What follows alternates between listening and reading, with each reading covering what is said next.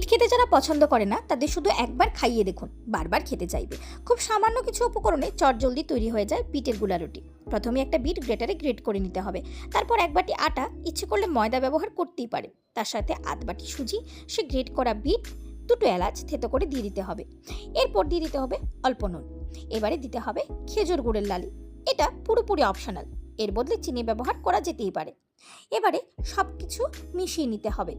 অল্প জল দিয়ে একটা ব্যাটার তৈরি করে ঢাকনা দিয়ে রাখতে হবে মিনিট 10। 10 মিনিট পর যখন ঢাকনা খুলে দেখবেন, তখন দেখবেন যে সুজি সব জল টেনে নিয়েছে। তাই এবারে ঢেলে দিতে হবে অল্প দুধ। আপনারা চাইলে প্রথমেই জলের বদলে দুধও দিতে পারেন। এবারে ভালো করে সব কিছুকে মিশিয়ে নিতে হবে। যেমনটা দেখিয়েছি, এরকম একটা পাতলা একটা ব্যাটার তৈরি করে নিতে হবে। গ্যাস ওভেনে ফ্রাইং প্যান গরম করে কিছুটা সাদা তেল ব্রাশ করে নিতে হবে। এরপর দিয়ে দিতে হবে 1 হাতা মতন সে ব্যাটার। এবারে ভালো করে এপিট ওপিট ভাজলেই তো তৈরি বিটের গুলা রুটি। চাইলে কিছুটা চকলেট সিরাপ দিয়ে পরিবেশন করুন। চকলেট সিরাপটা একদমই অপশনাল। যেসব বাচ্চারা কি, বড়রাও তো আজকাল বিট খেতে চায় না, তাদের শুধু একবার এভাবে খাইয়ে দেখুন, পুষ্টিও পাবে, স্বাদও থাকবে। আজ তবে এইটুকু থাক, বাকি কথা পরে হবে।